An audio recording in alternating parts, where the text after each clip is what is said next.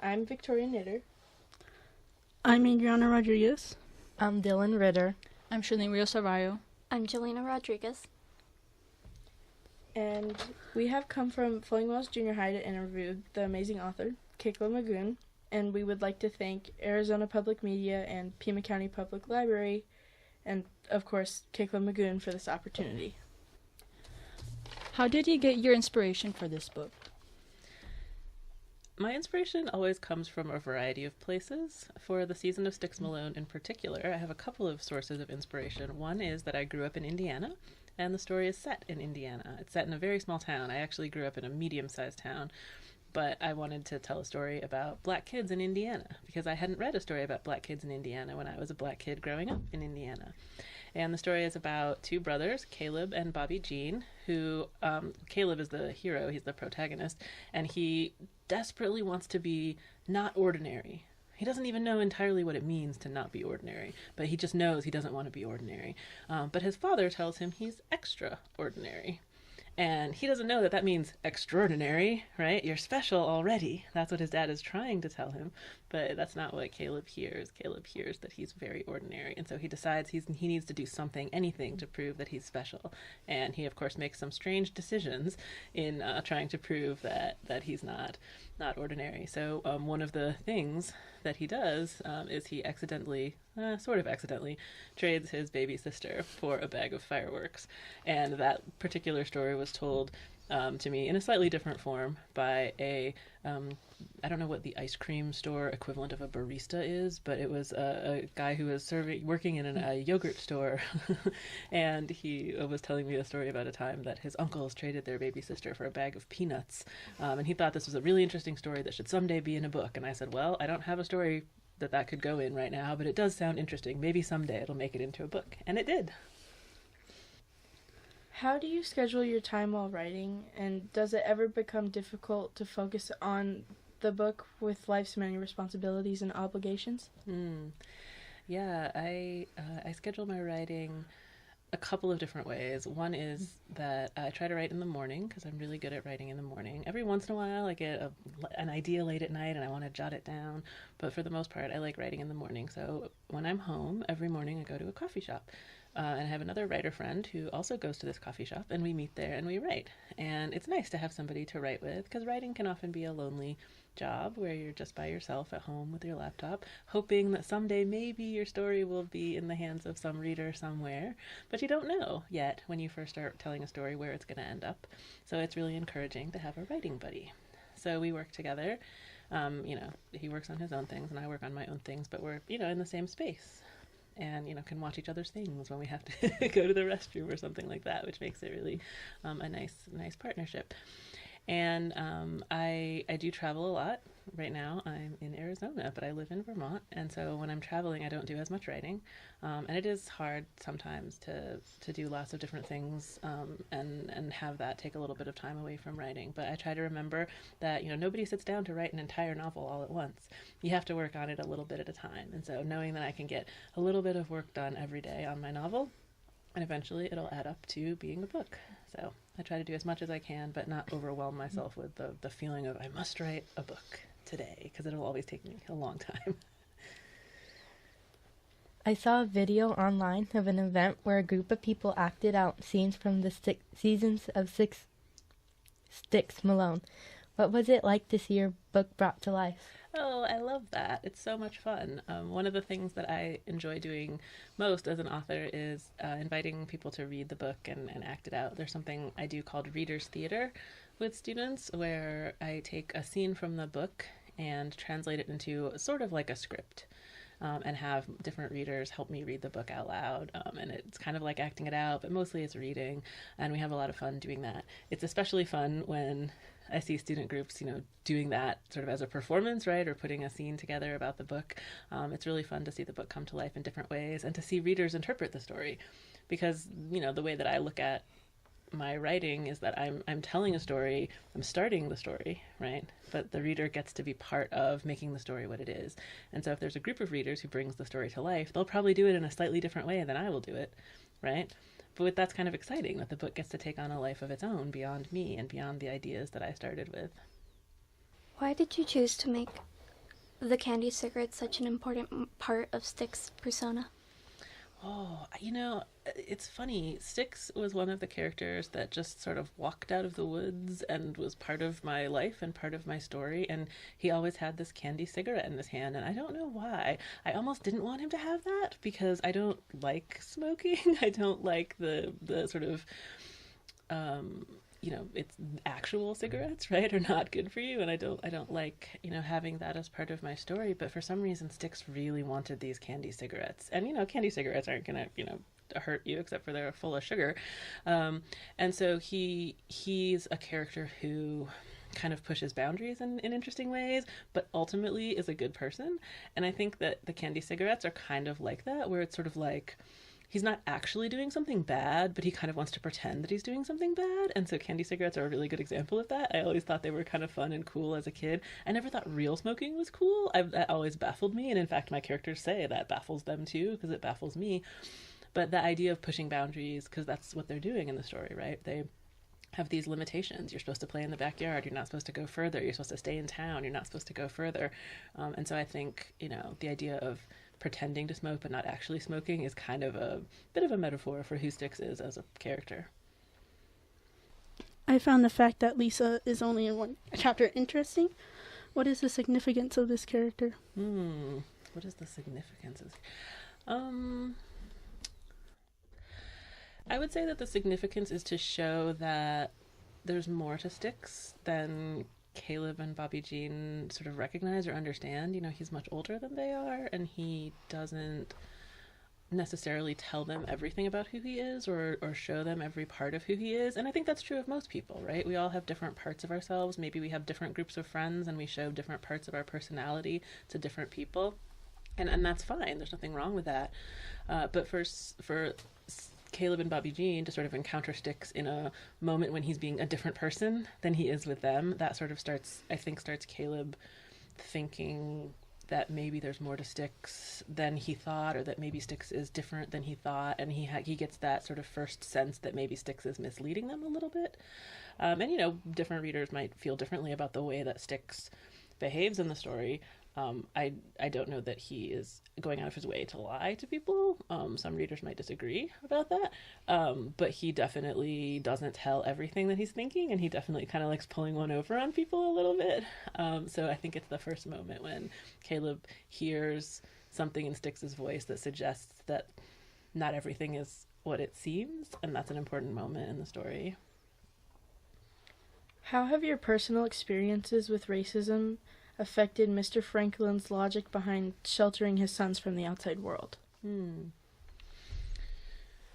I have many thoughts about racism and about what it's like to be a Black person in the United States, and what it's like to sort of grapple with the pain of that. So I don't ever think that one book is going to capture everything that I think about what it means to be a Black person in the United States and what it means to be a Black person in America and what that struggle is like. I wanted to do a couple of things with that piece of the story. One is to allow the story to mostly be fun, lighthearted, true feeling. It's a fiction story, but true feeling story about pushing boundaries and all the sort of regular things that kids do to try to figure out their place in the world, right? Who am I and how do I fit? And am I going to be like my parents? Am I going to be like my siblings? Am I going to be like this magical Styx Malone who comes into our lives? That tension between parents and children transcends race in many ways, but there's also special fears, I think, that parents of Black children have. And so I wanted to try to show one possible manifestation of that fear.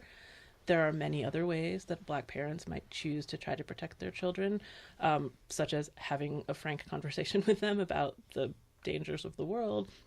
But in this case, he was trying to shelter them. His father was trying to shelter them really a lot. And of course, they're going to push against that because that's natural, right? To want to push against those boundaries and those limitations.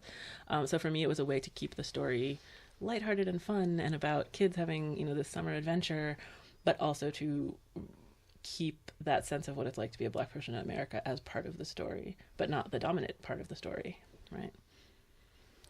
Is Styx as a character meant to draw any attention to any particular problems in our society? That's such a great question. Is Styx meant to? I don't think so. I think that Styx is meant to show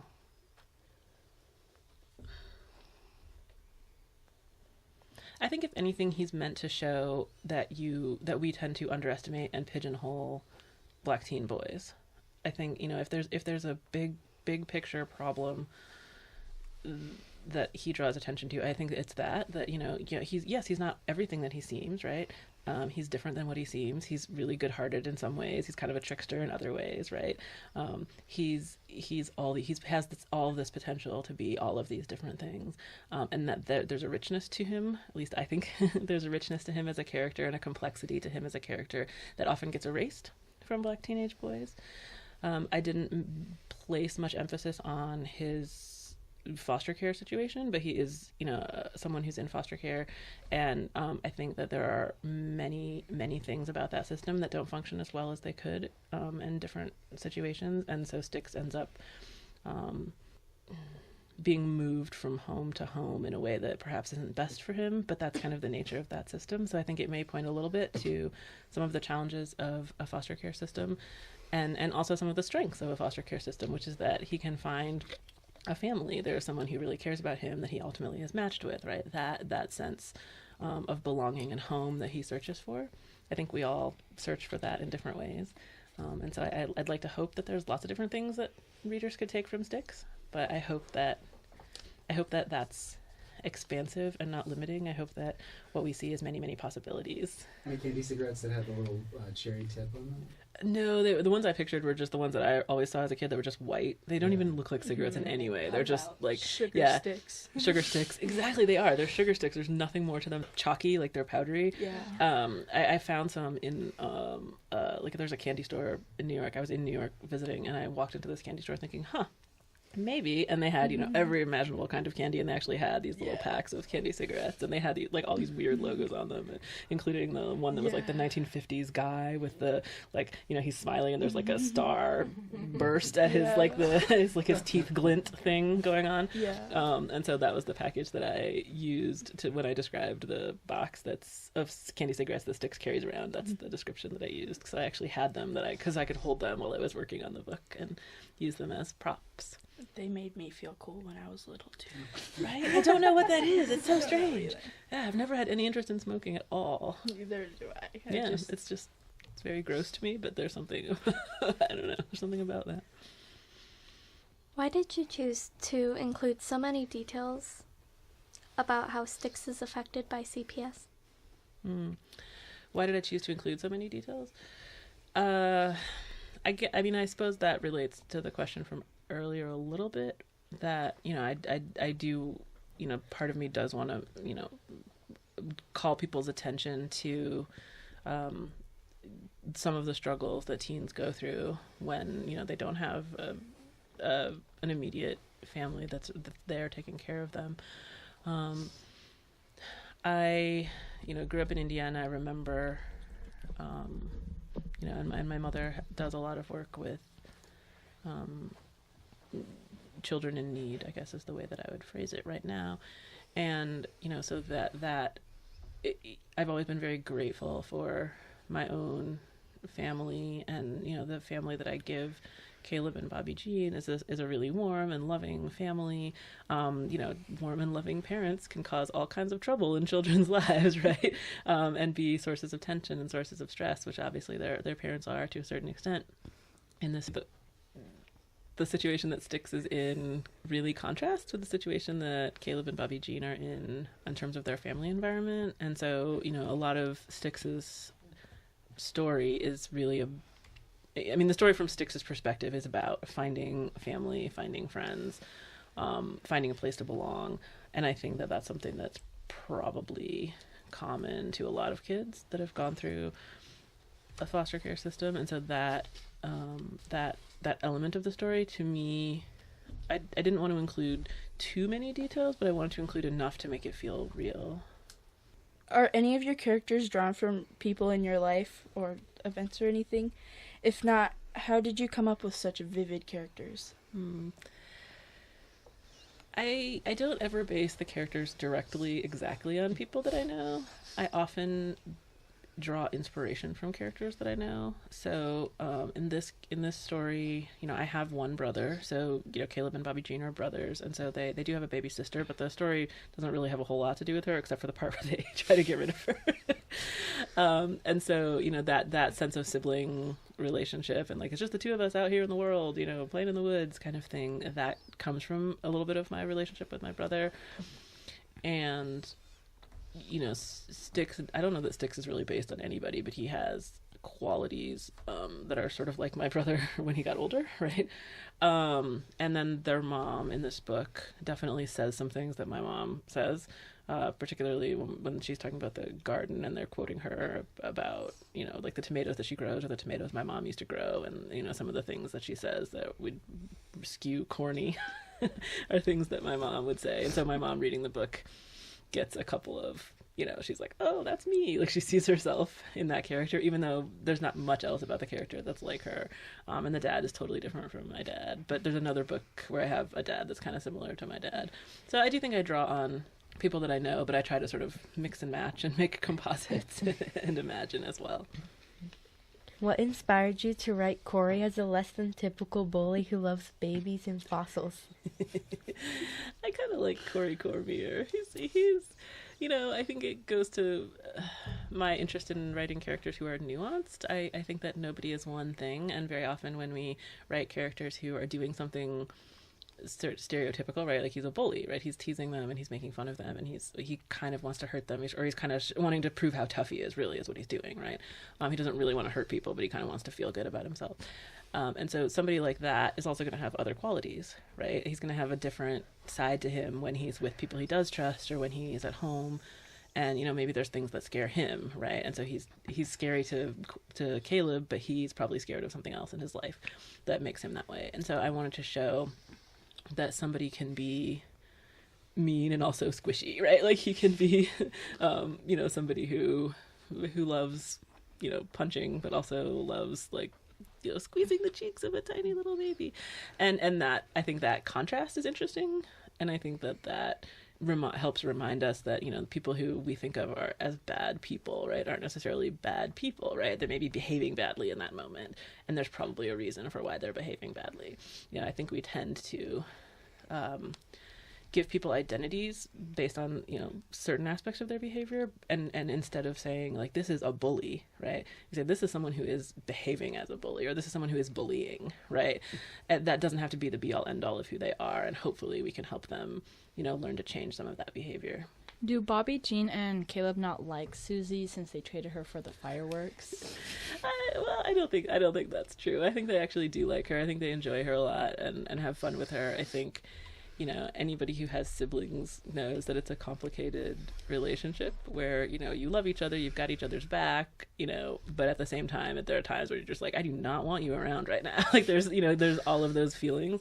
And again, it's very nuanced and very complicated. And of course, you know, even as he's doing it, I'm sure he knows that it's not going to work. I mean, you know, it's sort of ludicrous to think that you could give away your baby sister and go home with these fireworks and nobody's going to be the wiser. Like, obviously that's not going to work. And so it's a little far-fetched, right? It's kind of an exaggeration of what might really happen. But I think it's true to, like, an impulse a sibling might have. And I think it's true to, like, this desire, like, that's how badly Caleb wants to be special. That's how badly he wants to make himself look different, is that he would give up something so important, right, for this thing that he believes in that moment is even more important. And obviously he comes to realize that it's not more important. But I think that process, like, helps us understand how badly he wants this thing that is elusive to him, which is to be special, different, you know, make a name for himself, right? I want to be the one on the table with the bag of fireworks, lording it over the crowd. Like, I want to be, like, celebrated like that. I want to be, you know, the king, or whatever that feeling is. That was, you know, and it was sort of an accident what happened, but he lets it happen, right? Because of what he wants at that moment most. In the book, which character would you most relate to? Ooh, which character would I most relate to? I do think that for many writers, and certainly for me as a writer, all of the characters in the book are on some level an expression of myself, right? So there are things about Styx that are probably like me. There are things about both parents that are probably like me. There are I hope I'm not a bully, but I like babies, so there are things that about Corey Cormier that are probably like me, or I can understand where he's coming from, right? I have to inhabit all of these characters. I have to become part of all of these characters. So I try to find a way in the writing process to relate to all of them on some level or another. I definitely think that I feel the closest to Caleb because he's the main character and protagonist who's telling the story through his viewpoint. So I tried to get to know the other characters along with it. Bobbie Jean's a very cautious person. I'm a very cautious person. Styx is, has been all over and is sort of adventurous, and I kind of am like that too. It's like there's all these different qualities of myself that I think end up in the different characters.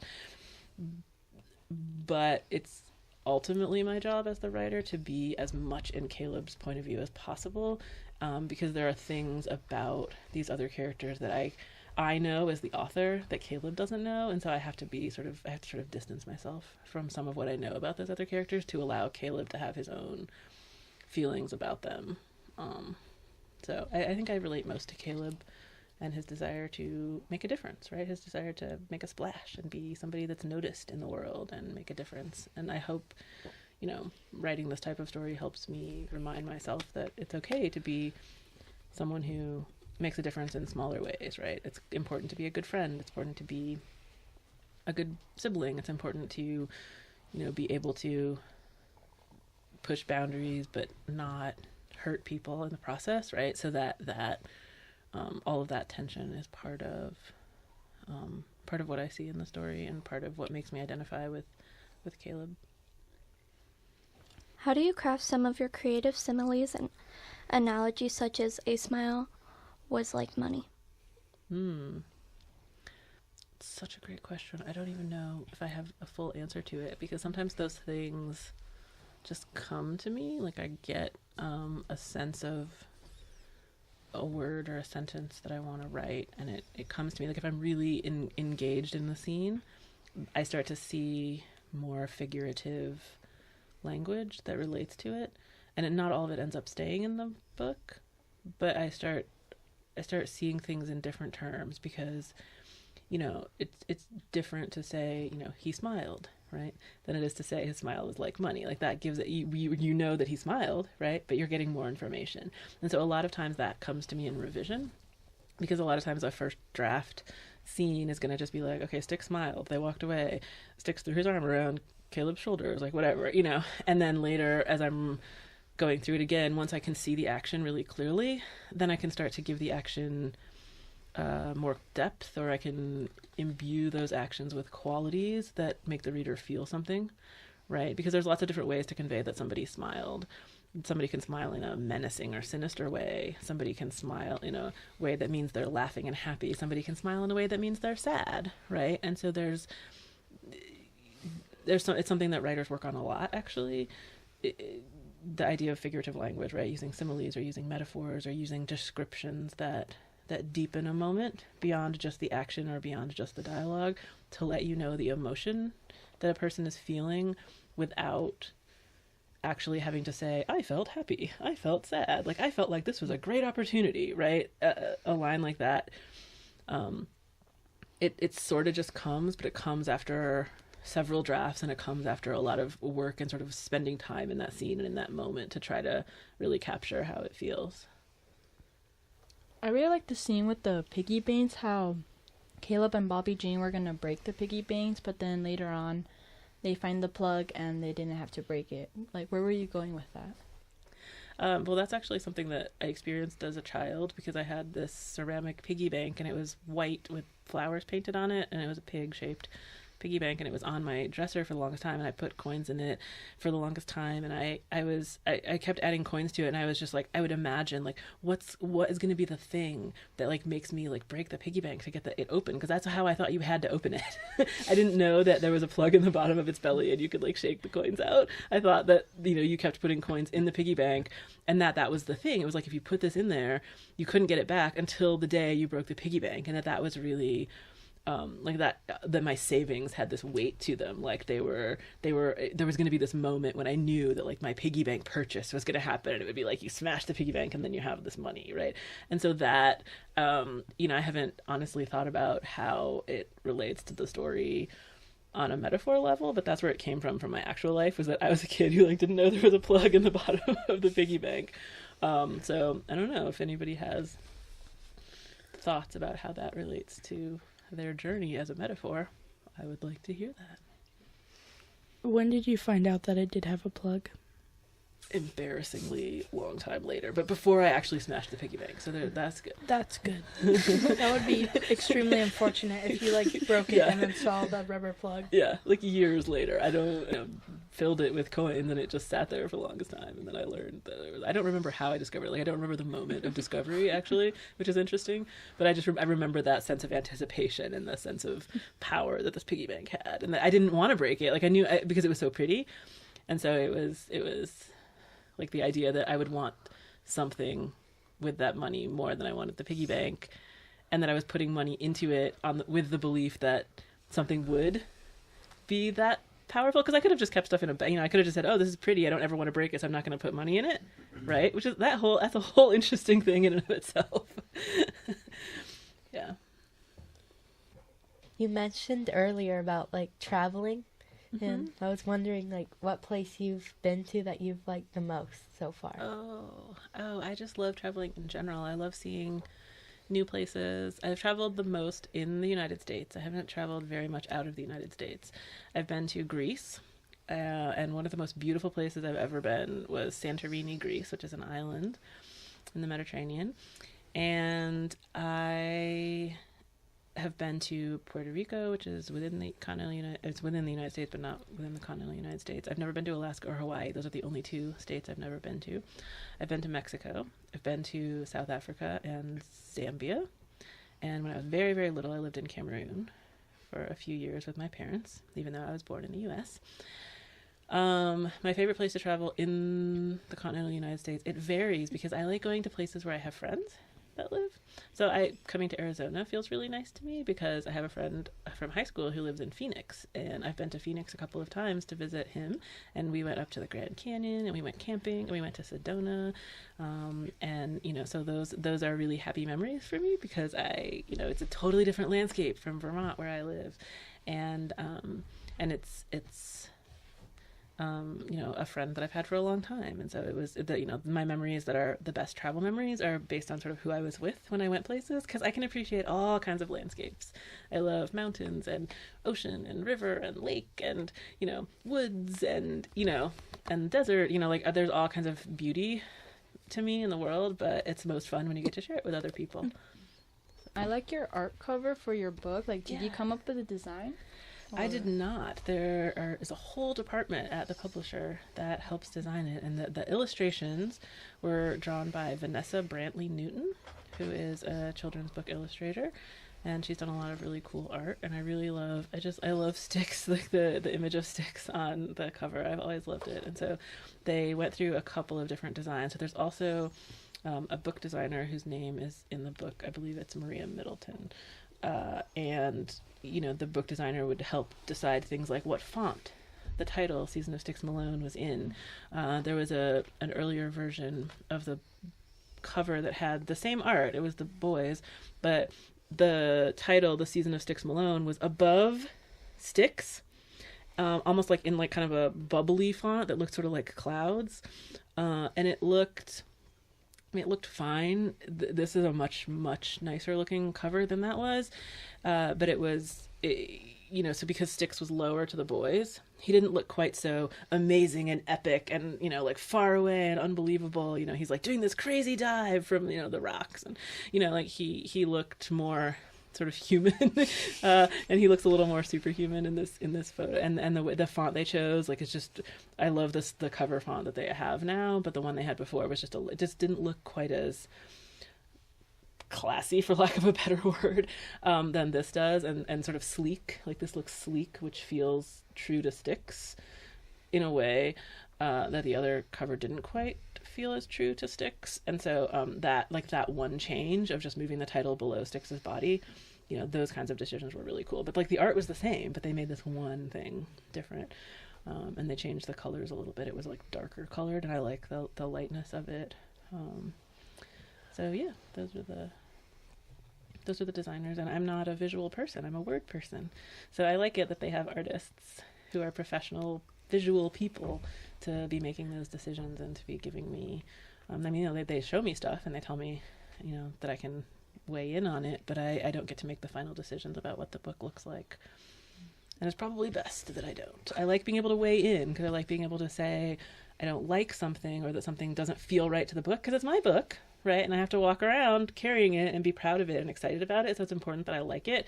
But I'm not the person who should be deciding what the art should look like, because it's just not my forte. It's not my strength. In the book, you have one of the characters state that driving angry is bad. Why and how did you come up with that? The idea that driving angry is bad? I think it's something that a lot of people think and a lot of people feel, because sometimes when you're angry, you don't necessarily make the best decisions, or your judgment isn't in place, or you're distracted. And we know that driving while distracted is not good, right? Which is why it's not illegal to talk on phones often in most states, or to text while you're driving, because you need to be paying attention to the road, because a car is a really powerful and potentially dangerous machine, right? And so it's really important that when you're driving, you're focused and capable of making good decisions.